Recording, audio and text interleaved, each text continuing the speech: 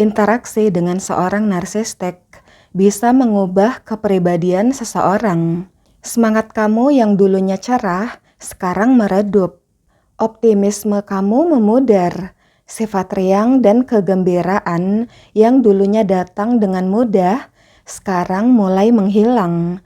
Perlahan-lahan, kamu mendapati dirimu condong ke arah pesimisme dan keraguan. Seorang narsistik seringkali merasa kosong di dalam dirinya, sebuah kehampaan yang mereka coba isi dengan meniru orang lain.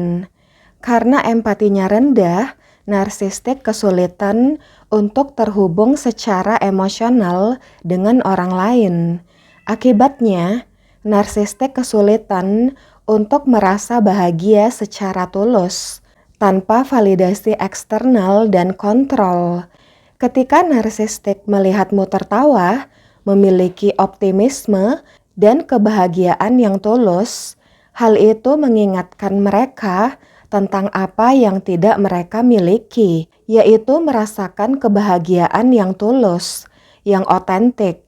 Narsistik merasa terancam oleh kemandirian emosionalmu, sehingga narsistik mencoba memadamkan kebahagiaan kamu, agar kamu setara dengan kekosongan mereka. Karena narsistik tidak bisa menciptakan kebahagiaan yang tulus, mereka menggunakan proyeksi. Narsistik melemparkan rasa tidak aman, keraguan, dan kebencian diri mereka kepada kamu. Jika si narsistik merasa buruk, kamu juga harus merasa buruk. Ketika kamu melemah, narsistik merasa lebih kuat. Narsistik tidak merasa hebat karena prestasi diri sendiri, melainkan karena berhasil membuat orang lain merasa kecil. Inilah yang disebut sebagai ego yang didapat dari mengendalikan. Lambat laun, kamu mulai merasa bahwa perasaan negatif itu adalah milikmu, padahal itu sebenarnya berasal dari si narsistik. Proses hilangnya keceriaan kamu biasanya terjadi bertahap. Lewat yang pertama, kritik halus, membuat kamu merasa bersalah saat kamu merasa senang. Yang kedua, sabotase. Si narsistik merusak momen-momen penting dalam hidupmu. Misalnya, seorang mertua ikut campur mengambil keputusan penting anak dan menantunya. Yang ketiga, gaslighting, membuat kamu meragukan insting dan harga dirimu sendiri.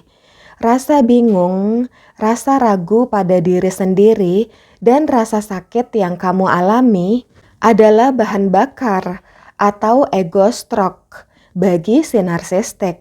Jika kamu merasa lebih pesimis atau penuh keraguan setelah berhubungan dengan seorang narsistik, itu bukan karena kepribadianmu hilang. Perasaan pesimis dan penuh keraguan itu adalah mekanisme pertahanan diri kamu. Kamu berhenti menunjukkan kegembiraan agar tidak memicu kemarahan, kritik, atau kecemburuan si narsistik.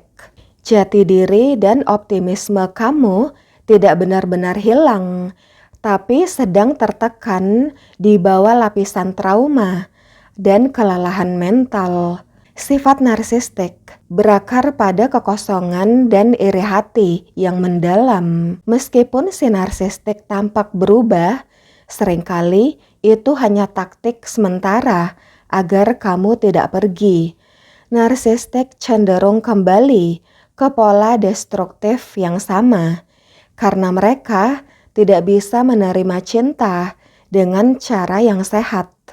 Seorang narsistik akan mencoba membuatmu merasa bahwa empati dan kebaikanmu adalah kelemahan. Padahal itu adalah kelebihanmu yang tidak mereka miliki. Kebaikan kamu tidak akan pernah memperbaiki seorang narsistik. Itu hanya akan memicu rencana mereka untuk menghancurkan kamu. Kamu tidak bisa menuangkan air pada gelas yang pecah.